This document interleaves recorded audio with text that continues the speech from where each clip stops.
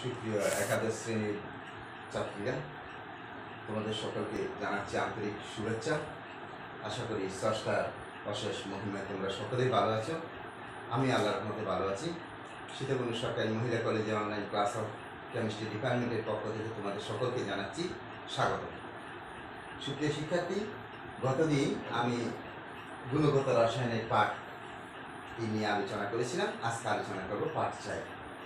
এখানে আছে বোর তত্ত্ব দ্বারা এনতম কক্ষপথে শক্তি রাশিমালা প্রতিপাদন, ডি ব্রগলির সমীকরণ এবং শ্রোডিঞ্জারের তরঙ্গ সমীকরণ প্রতিষ্ঠা। আসলে বোর তত্ত্ব দ্বারা এনতম কক্ষপথে শক্তি রাশিমালা প্রতিপাদন করতে হলে প্রথমে কক্ষপথের ব্যাসার্ধ নির্ণয়ের সমীকরণটা প্রতিষ্ঠা করতে হবে।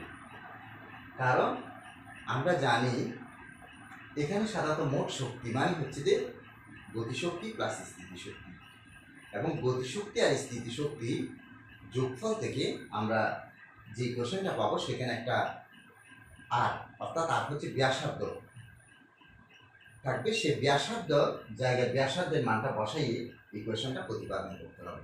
যেমন আমি গতদিন আলোচনা করছিলাম, তার আলোচনাটা আজকে একটু সামান্য করতে হবে। সেটা হচ্ছে আসলে একটা পরমাণু নিউক্লিয়াসে সমস্ত ধনাত্মক চার্জ পুঞ্জীভূত অবস্থায় থাকে, এবং এই ধনাত্মক চার্জে মোট ধনাত্মক চার্জকে সাধারণত আমরা জ্যাটি দ্বারা প্রকাশ করি। যদি মনে করে একটা ইলেকট্রন এই নিউক্লিয়াসের চতুর্দিকে এভাবে ঘূর্ণায়মান অবস্থায় থাকে আর ব্যাসার্ধে বিবেগে যদি এভাবে ঘুরতে থাকে, তখন কিন্তু এই নিউক্লিয়াস কর্তৃক, এটা হচ্ছে একটা নিউক্লিয়াস, সেই নিউক্লিয়াস কর্তৃক ইলেকট্রনের আকর্ষণ বল হবে একটা কেন্দ্রমুখী বল। যে কেন্দ্রমুখী বলের মান হচ্ছে কেন্দ্রমুখী বলের মান হচ্ছে ZE × E / R × R। মানে আসলে এটা হচ্ছে একটা ধনাত্মক চার্জের মোট পরিমাণ। নিউক্লিয়াসের ধনাত্মক চার্জের মোট পরিমাণ হচ্ছে ZE। Z মানে পারমাণবিক, E মানে হচ্ছে প্রোটন বা ইলেকট্রনের চার্জ। এবং এই ইলেকট্রনটা যখন এভাবে আর ব্যাসার্ধ বিবেগে ঘুরতে থাকবে, চতুর্দিকে ঘুরতেছে, সেক্ষেত্রে কেন্দ্রমুখী বলটা হবে কুলম্বের সূত্র মতে কেন্দ্রমুখী বলটা হবে ZE × E / R × R। মানে হচ্ছে যে কত, এটার মানটা হবে ZE² / R²। এটা কেন্দ্রমুখী বল। ঠিক একইভাবে আমরা বলতে পারি বিবেগের কেন্দ্রবিমুখী বল, অর্থাৎ ইলেকট্রনের কেন্দ্রবিমুখী বলটা হবে কেন্দ্রবিমুখী বল হচ্ছে যে MB² এখানে কেন্দ্রবিমুখী বল আর ব্যাসার্ধে সেখানে আর হবে, অর্থাৎ MB² R। এখন কেন্দ্রমুখী বল আর কেন্দ্রবিমুখী বল যদি একই হয়, সেক্ষেত্রে আমরা এই দুটি ইকুয়েশন থেকে আমরা পাবো ZE² / R² = MB² / R। সেখানে আমরা লিখতে পারি যে এখানে ZE² / R = MB²। তো সুতরাং B² আমরা লিখতে পারি ZE² / MR। এটা লিখতে পারি। আবার সুপ্রিয় শিক্ষার্থী, বোর তত্ত্বের মতবাদ, যেটা হচ্ছে কৌণিক ভরবেগ সংক্রান্ত মতবাদ, সেখান থেকে আমরা পাই MBR = NH/2π এটা পাই। তাহলে এখানে B = আমরা কি লিখতে পারি যে NH/2π MR। ঠিক এটা যেহেতু B², এই B² সাথে এই B² করার জন্য একটা সম্পর্ক আনার জন্য এটাকে আমরা স্কোয়ার করতে পারি, অর্থাৎ N² H² / 4π² M² R² এই ধরনের মান পাবো। সুতরাং এই দুটি ইকুয়েশন, এই যে B² যদি একই হয়, তাহলে এটা সমান এটা হবে। তাহলে সেখানে আমরা কি পাবো, ZE² / MR = N² H² / 4π² M² R²। সুপ্রিয় শিক্ষার্থী, এই প্রশ্ন আমি গতদিনে আলোচনা করছিলাম। আজকে আবার আলোচনা করতে হচ্ছে যে শক্তির কক্ষপথে শক্তি রাশিমালা প্রতিপাদন করতে হলে আমাদেরকে আর এর মানটা আনতে হবে, আর এর ইকুয়েশনটা আনতে হবে, অর্থাৎ ব্যাসার্ধের যে এনতম কক্ষপথে ব্যাসার্ধের সমীকরণটা আনতে হবে। আসলে এনতম কক্ষপথ কার জন্য? একটি মাত্র ইলেকট্রন বিশিষ্ট হাইড্রোজেন পরমাণু বা হাইড্রোজেনের অনুরূপ কোনো ইলেকট্রন বিশিষ্ট কোনো আয়নের জন্য এটা প্রযোজ্য। অন্য কিছুর জন্য একটা মাত্র ইলেকট্রন আছে, এই ধরনের কোন পরমাণু বা আয়নের জন্য বোর তত্ত্বটা প্রযোজ্য এই ধরনের একটা মাত্র ইলেকট্রন বিশিষ্ট পরমাণু বা আয়নের জন্য এনতম কক্ষপথে শক্তির রাশিমালাটা প্রতিপাদন করবে। আগে প্রথমে আমি কক্ষপথের ব্যাসার্ধ রাশিমালা প্রতিপাদন করছি। তাহলে এখানে আমরা লিখতে পারি অর এখানে Z E square divide by M R. এখানে মনে করে এমটা ক্যান্সেল করে দিলাম, আরেকটা ক্যান্সেল করে দিলাম, আর তো ক্যান্সেল করা যাবে না। তখন এটা লিখতে পারি সমান N square H square divide by 4 pi square M R, এভাবে লিখতে পারি। সুতরাং এখানে আমরা লিখতে পারি আর ইজ ইকুয়াল টু এখানে যখন আর বের করবো N square H square divide by 4 pi square M Z E square. এই ধরনের আমরা ইকুয়েশন লিখতে পারি। এটা আর এর জন্য, অর্থাৎ আর মানে ব্যাসার্ধের একটা সমীকরণ। এটা যদি এনতম কক্ষপথের জন্য লিখি তাহলে আর এন সমান, এটা আর এন সমান N square H square divide 4 pi square M Z E square আমরা লিখতে পারি। অর্থাৎ এটা আর এনটা আমি লিখলাম, আসলে ব্যাসার্ধ মানে হচ্ছে আর। এটাকে যদি আমি এনতম কক্ষের জন্য লিখি তাহলে আমরা এই ইকুয়েশনটাকে আর এন লিখে এই ইকুয়েশনটা আমরা লিখতে পারি। সুপ্রিয় শিক্ষার্থী, এই সমীকরণটা আমাদের লাগবে। এই সমীকরণটা প্রতিষ্ঠা করার পর আমরা লিখবো যে আমাদের অবশ্যই চিত্রটা রাখবে। চিত্রটা হচ্ছে যে এখানে যে চিত্রটা আমি দিলাম যে নিউক্লিয়াসের মধ্যে জেড ই, এটা সমস্ত ধনাত্মক চার্জের পরিমাণ এই বিবেগে ইলেকট্রনটা এভাবে যাচ্ছে, আর ব্যাসার্ধে বিবেগে মনে করো আর ব্যাসার্ধে এরকম ইলেকট্রনটা ঘূর্ণমান অবস্থা আছে, এখানে একটা ইলেকট্রন আছে। এখন আমরা জানি মোট শক্তি, অর্থাৎ যদি এনতম শক্তির যদি আমি রাশিমালা যদি বের করি, শক্তির রাশিমালা যদি প্রতিপাদন করতে চাই, তাহলে এখানে আমাদের মোট শক্তি সমান আমরা জানি ইজ ইকুয়াল টু গতিশক্তি প্লাস স্থিতিশক্তি। এনতম কক্ষপথের জন্য আমরা মোট শক্তিকে আমরা ইএন লিখতে পারি। এখানে গতিশক্তি মানে আসলে হচ্ছে যে half M B square plus স্থিতিশক্তি স্থির অবস্থায় থাকে, সেক্ষেত্রে minus Z E square divide by R, এটা আমরা লিখতে পারি। অর্থাৎ এখানে মনে করি জেড ই স্কোয়ার থেকে আমরা একটা ইকুয়েশন পেয়েছিলাম, যেহেতু স্থির অবস্থায় থাকবে আরটা আর থাকবে এবং এটা নেগেটিভ হবে। সুপ্রিয় শিক্ষার্থী, তাহলে এখানে আমরা লিখতে পারি হাফ এম বি স্কোয়ার, একটা ইকুয়েশন আমরা আগে বের করেছিলাম, V square is equal to এই যে মনে করো ব্যাসার্ধের সমীকরণ আমরা পেয়েছিলাম Z E square divide by M R. এই ধরনের একটা ইকুয়েশন আমরা আনছিলাম যে কোথায় থেকে, যে কেন্দ্রমুখী এবং কেন্দ্রবিমুখী বলের সম্পর্ক থেকে, আমরা এই ইকুয়েশনটা পেয়েছিলাম। তাহলে এই বি স্কোয়ারের জায়গায় যদি আমি এই মানটা বসাই, যে এখানে Z E square divide by M R minus Z E square divide by R, তাহলে এখানে এম ক্যান্সেল করে দিলাম, এখানে থাকবে কি Z E square divide by twice R minus Z E square divide by R. যদি এই দুটো লসাগু যদি মনে করেন টুয়াইস আর নেওয়া হয়, তাহলে এখানে Z E square divide by Z E square minus twice Z E square হবে। সেক্ষেত্রে মনে করি এটা টুয়াইস, এটা জেড, সেক্ষেত্রে এটা বড়, সেই জন্য minus Z E square divide by twice R হবে। এখন আমরা আর এর মানটা বসাবো, যেহেতু minus Z E square divide by 2 into 1 by আর।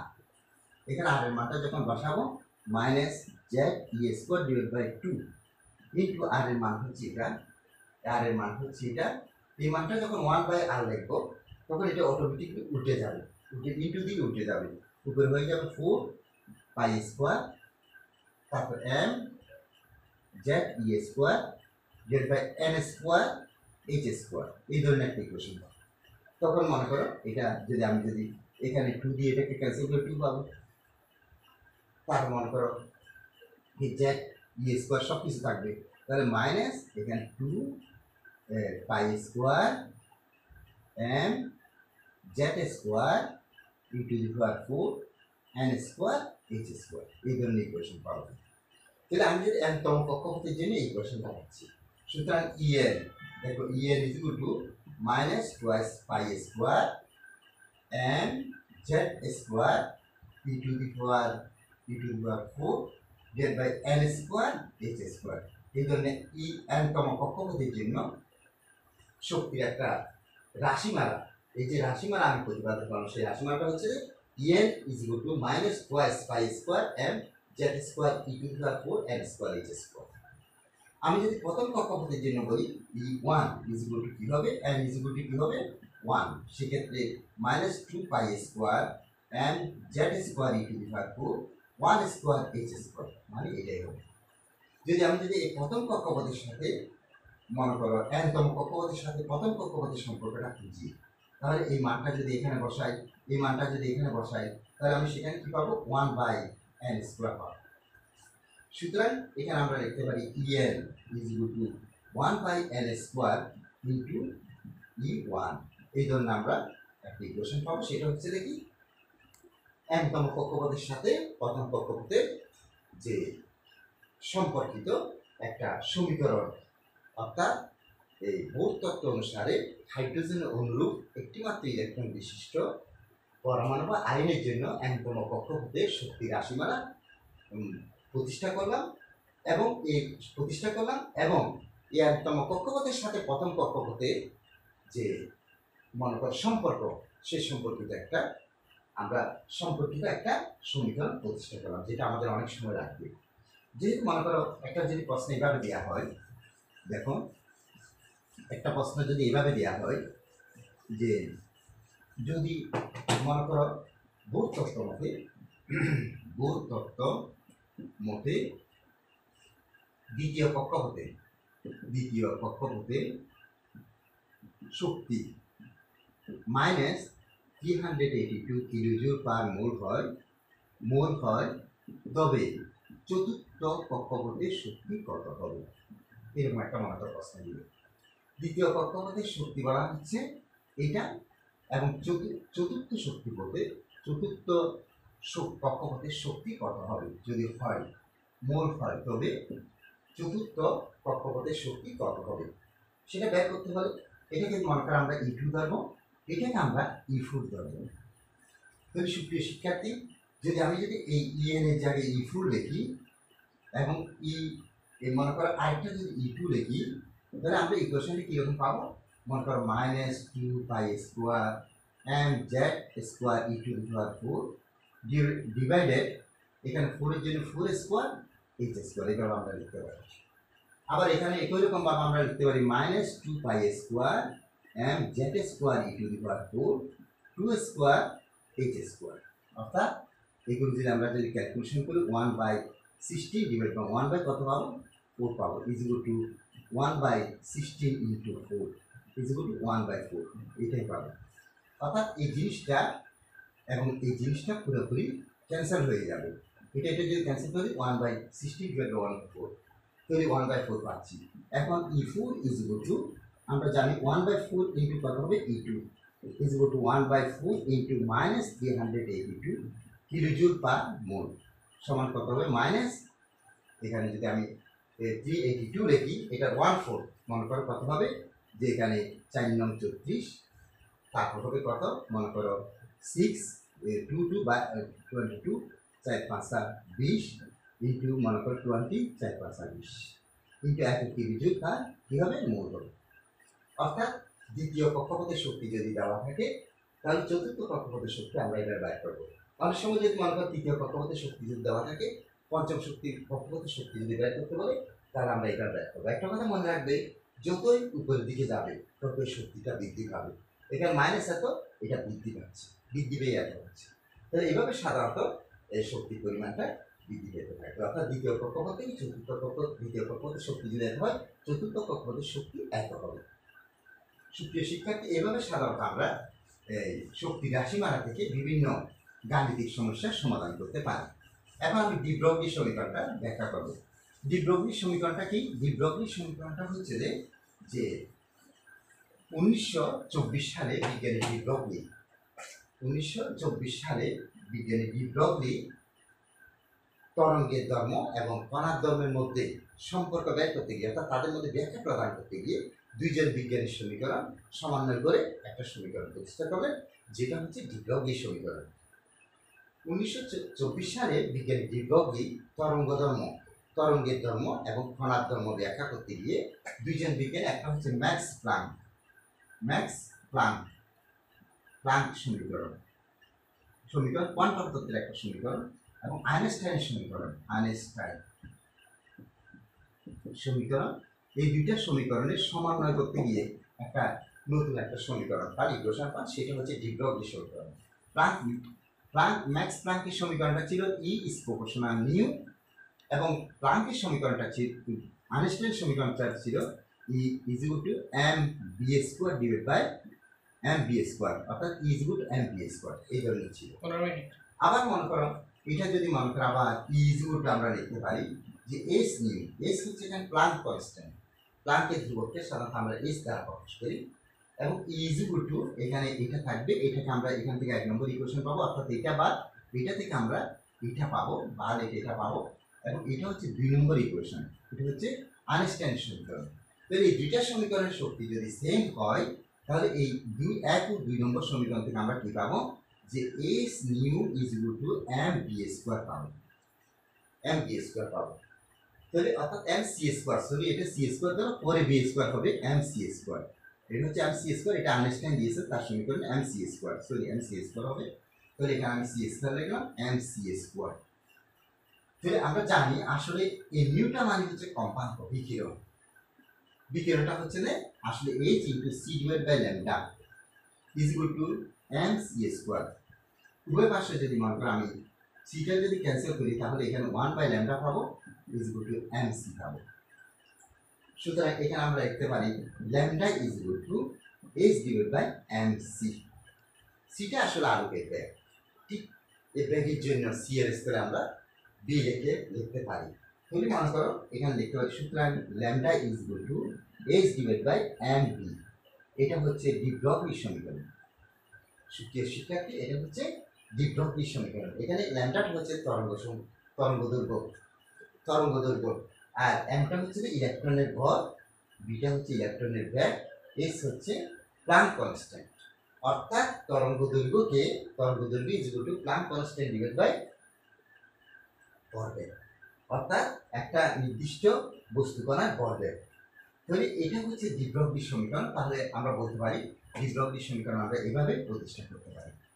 সুপ্রিয় শিক্ষার্থী, যদি এরকম একটা প্রশ্ন আসে যে তৃতীয় কক্ষপথ বা চতুর্থ কক্ষপথ বা পঞ্চম কক্ষপথের তরঙ্গ সংখ্যা নির্ণয় করো, বোর তত্ত্বের মতবাদের আলোকে যে তৃতীয় কক্ষপথের তরঙ্গ সংখ্যা নির্ণয় করো, এটা আমরা কিভাবে তরঙ্গ সংখ্যা নির্ণয় করবো, যেমন বোর তত্ত্বের স্বীকার্য কৌণিক ভরবেগ সংক্রান্ত মতবাদ থেকে আমরা পাই M V R is equal to N H divide by twice pi. আসলে একটা কথা মনে রাখবে, এই যে একটা নিউক্লিয়াস, সেই নিউক্লিয়াসের চতুর্দিকে ইলেকট্রনটা এভাবে ঘুরে, এটা হচ্ছে তার পরিধি, পরিধিকে সাধারণত আমরা টুয়াইস পাই আর দ্বারা প্রকাশ করি।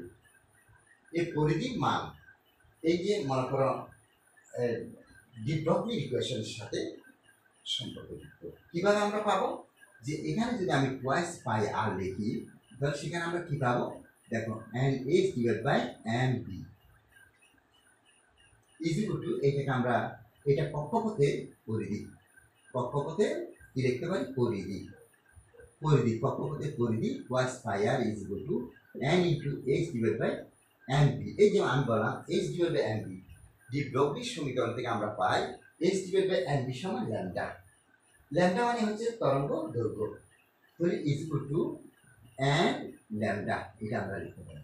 এন মানে এটা হচ্ছে কক্ষপথ, এটা হচ্ছে কি কক্ষপথ যা হবে তার তরঙ্গ সংখ্যা তত হবে, অর্থাৎ কক্ষপথ যত হবে তার চতুর্দিকে, নিউক্লিয়াসের চতুর্দিকে ইলেকট্রনটা ততবার পূর্ণ তরঙ্গ সৃষ্টি করবে। পূর্ণ তরঙ্গ যতটা স্পন্দন পূর্ণ তরঙ্গ সৃষ্টি হবে, সেটা হবে ওই কক্ষপথের তরঙ্গ সংখ্যা। যেমন এটা এন এর মান কক্ষপথ এন ইজগুলো যদি প্রথম কক্ষপথ হয় সেখানে তরঙ্গ সংখ্যা 1, দ্বিতীয় কক্ষপথের জন্য হবে এন ইজগুল 2, সেটা হচ্ছে তরঙ্গ সংখ্যা হবে 2। যদি তোমাকে এরকম একটা প্রশ্ন আসে পরীক্ষায় যে বোর তত্ত্বের আলোকে দ্বিতীয় কক্ষপথে তরঙ্গ সংখ্যা নির্ণয় করো, তাহলে তোমাকে এই কোশ্চেনটা দেখার জন্য তুমি 1 নম্বর পাবে, এবং এন এর মান যে 2 সেটা ব্যাখ্যা করে দিতে পারে 1 নম্বর পাবে, কারণ এটা দ্বিতীয় কক্ষপথে বলছে, সেজন্য এন ইকুয়াল 2 হবে টুয়াইস ল্যামডা। যদি তৃতীয় কক্ষপথ করে টুয়াইস ল্যামডা, অর্থাৎ যে কক্ষপথটা হবে ধরে নিতে হবে নিউক্লিয়াসের চতুর্দিকে ইলেকট্রনটি ততবার পূর্ণ স্পন্দন সৃষ্টি করবে, তার তরঙ্গ সংখ্যা তত হবে। তাহলে এটা যদি আমি যে দ্বিতীয় কক্ষপথের জন্য বলি, তোমাকে যদি বলা হয় দ্বিতীয় কক্ষপথের তরঙ্গ সংখ্যা কত হবে? সুপ্রিয় শিক্ষার্থী, যদি দ্বিতীয় কক্ষপথের তরঙ্গ সংখ্যা যদি নির্ণয় করতে বলে, দ্বিতীয় কক্ষপথে তরঙ্গ সংখ্যা সমান টুয়াইস ল্যামডা, অর্থাৎ তরঙ্গ সংখ্যা হচ্ছে 2। এখানে ল্যামডা লেখা যাবে না, 2। কেন? কারণ আমরা বলবো যে n এর মান হচ্ছে এখানে 2। তাহলে তৃতীয় কক্ষপথের জন্য কত হবে? এখানে 3 দিলে তৃতীয় কক্ষপথের জন্য হবে 3। সুপ্রিয় শিক্ষার্থী, এগুলো মনে রাখতে হবে। তাহলে এই ধরনের প্রশ্ন অনেক সময় আসতে পারে পরীক্ষায়। তাহলে এখন আমি দেখাবো যে শ্রোডিঙ্গার ইকুয়েশন। কারণ বিভ্রমী সমীকরণ আমি কমপ্লিট করলাম, তরঙ্গ সমীকরণ, তারপর ভৌত তত্ত্ব দ্বারা n তম কক্ষপথের শক্তি রাশিমালা প্রতিষ্ঠা করেন, এটা আমরা ব্যাখ্যা করেছি। এখন করব যে শ্রোডিঙ্গারের তরঙ্গ সমীকরণ। শ্রোডিঙ্গারের তরঙ্গ সমীকরণটা আসলে আধুনিক ইলেকট্রন বিন্যাস দিয়ে কত ব্যাখ্যা করলেন বিজ্ঞানী ভোর 1913 সালে, এরপরে ডিব্রগলি 1924 সালে, এবং বিজ্ঞানী হাইজেনবার্গ 1926 সালে, এবং 1927 সালে বিজ্ঞানী শ্রোডিঙ্গার একটা আধুনিক ইলেকট্রন বিন্যাসের জন্য মনে করো একটা ইকুয়েশন প্রতিষ্ঠা করেন, যে ইকুয়েশনের মাধ্যমে ইলেকট্রন বিন্যাসের পরিপূর্ণতা লাভ করেছে। অর্থাৎ আধুনিক ইলেকট্রন বিন্যাসের পরিপূর্ণতা লাভ করেছে একমাত্র শ্রোডিঙ্গারের তরঙ্গ সমীকরণের ব্যাখ্যার মাধ্যমে। এই শ্রোডিঙ্গার তার তরঙ্গ সমীকরণ ব্যাখ্যা করতে গিয়ে উনি যে সমীকরণটা দিয়েছেন সেই সমীকরণ হচ্ছে del square psi divide by del x square. মনে রাখবে সুপ্রিয় শিক্ষার্থী, অনেক সময় পরীক্ষা আসতে পারে শ্রোডিঙ্গারের তরঙ্গ সমীকরণটি আসছে ওদিকে, plus del square psi divide by del y square plus del square psi divide by del z square plus 8 m pi square m divide by h square e minus b psi is equal to 0। এটা মনে রাখতে হবে যে Schrödinger ইকুয়েশনটা হচ্ছে যে del square psi divide by del x square plus del square psi divide by del y square plus del square psi divide by del z square plus 8 m pi square h square e minus b psi is equal to 0। এটা Schrödinger equation. অর্থাৎ বিজ্ঞানী Schrödinger সাধারণত যে একটা ইলেকট্রনের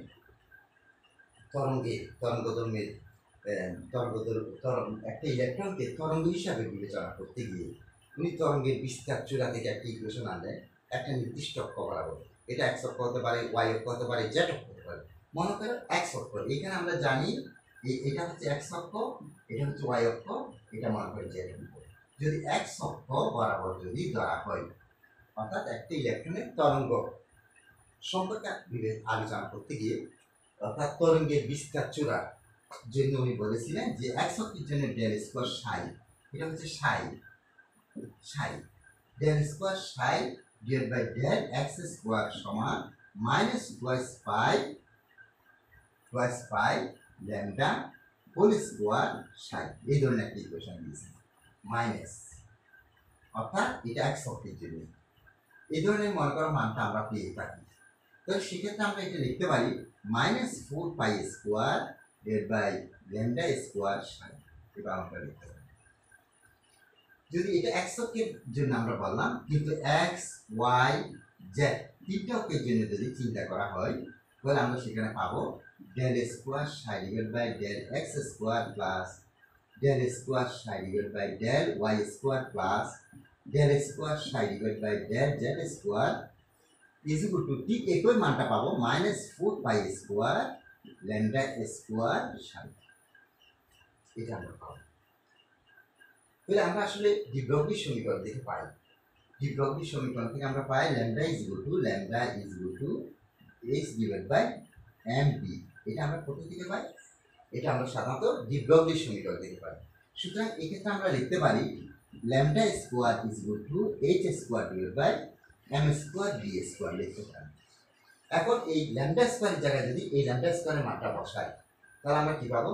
সুতরাং আমরা লিখতে পারি del square psi divide by del x square plus del square psi divide by del y square plus del square psi divide by del z square is equal to minus 4 pi square, সেখানে লিখতে পারি h square divide by m square b square psi. অর্থাৎ এই জায়গায় আমরা এভাবে লিখতে পারি যে 4 pi square m square b square divide by h square psi, এটা আমরা লিখতে পারি। আমরা সাধারণত জানি যে মোট শক্তি মানে গতিশক্তি প্লাস স্থিতিশক্তি। তাহলে এখানে আমরা যদি এভাবে যদি চিন্তা করি যে মোট শক্তি মানে হচ্ছে যে মোট শক্তি হচ্ছে যে গতিশক্তি প্লাস স্থিতিশক্তি।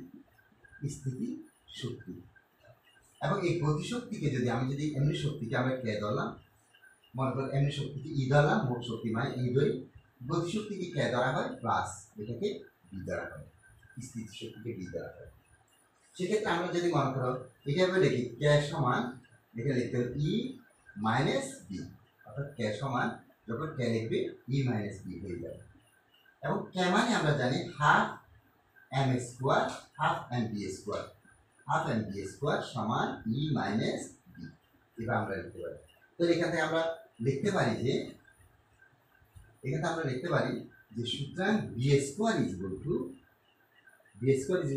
2 ডিভাইড বাই এম, 2 করে চলে আমরা নিচে ই মাইনাস বি লিখতে পারি।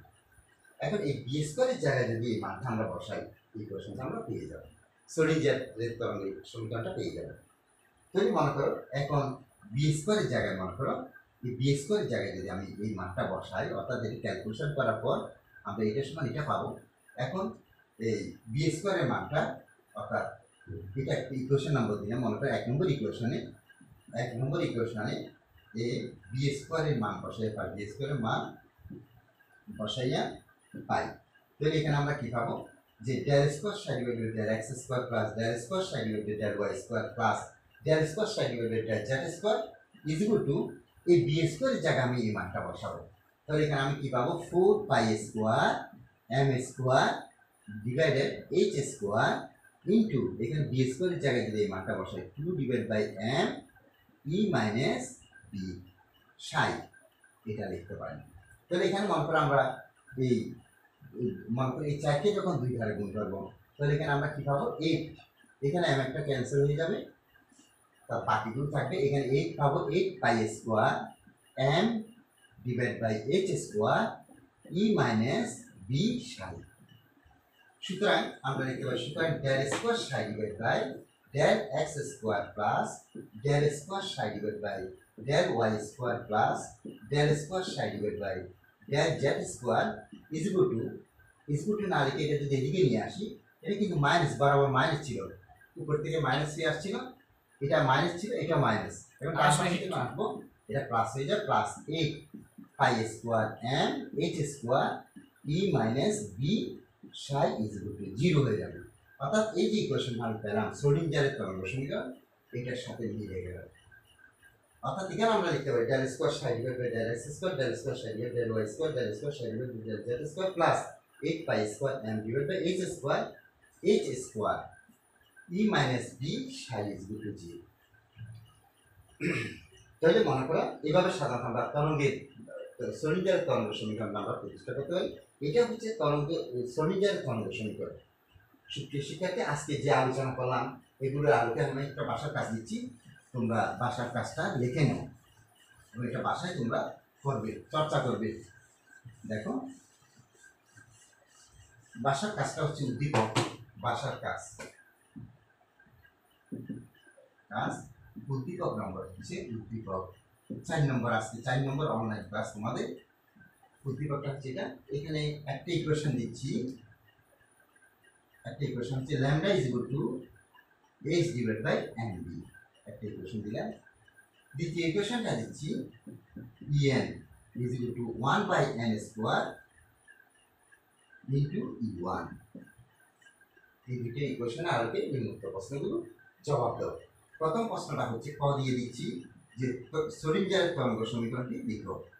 শ্রোডিঞ্জারের তরঙ্গ সমীকরণটি লিখো। 1 নম্বর, এটা মুখস্থ করে রাখবে। আমি শ্রোডিঞ্জার তরঙ্গ সমীকরণটা প্রথমে লিখে দিয়েছিলাম এবং এটা পরবর্তীতে প্রমাণ করেছিলাম। ক দিয়ে লিখবে যে বোর তত্ত্ব মতে তৃতীয় কক্ষপথে তরঙ্গ সংখ্যা নির্ণয় করো। দুই। অর্থাৎ বোরের বোর পরমাণু মডেলের যে দ্বিতীয় মতবাদ, যেটা হচ্ছে কৌণিক ভরবেগ সংক্রান্ত মতবাদ, সেই মতবাদটা লেখার জন্য এক পাবে এবং এখান থেকে তরঙ্গ সংখ্যা অর্থাৎ পরিধি এন ল্যামডা এটা বের করার জন্য এন এর জায়গার মধ্যে তৃতীয় কক্ষপথের যে 3 হবে 3 ল্যামডা, অর্থাৎ তার তরঙ্গ সংখ্যা হবে 3। এটা নির্ণয় করার জন্য আরেক নম্বর পাবে। গ হচ্ছে যে উদ্দীপকে 1 নং সমীকরণটি, 1 নং এটা আমি বললাম সমীকরণটি প্রতিষ্ঠাকরণ ব্যাখ্যা করো 3 নম্বর। এটা ডিব্রহ্বির সমীকরণ। এই ডিব্রহ্বির সমীকরণটা তোমরা প্রতিষ্ঠা করবে, এটা প্রতিষ্ঠাকরণ ব্যাখ্যা করবে 3 নম্বর। গ হচ্ছে যে উদ্দীপকের আলোকে 2 নং সমীকরণের জন্য 2 নং সমীকরণটি বোর তত্ত্ব দ্বারা nতম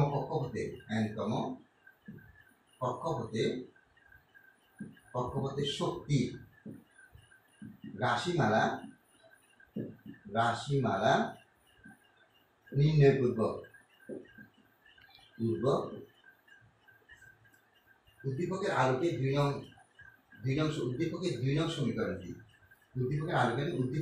সমীকরণটি বোর তত্ত্ব দ্বারা nতম কক্ষপথে শক্তি রাশিমালা নির্ণয় পূর্বক প্রথম কক্ষপথে শক্তির সাথে সম্পর্ক বিশ্লেষণ করো। শিক্ষার্থী, এটা 4 নম্বর। তোমার nতম কক্ষপথে যে একটা ইকুয়েশন প্রতিষ্ঠা করবে, তারপর প্রথম কক্ষপথের সাথে তার সম্পর্কটা বিশ্লেষণ করবে।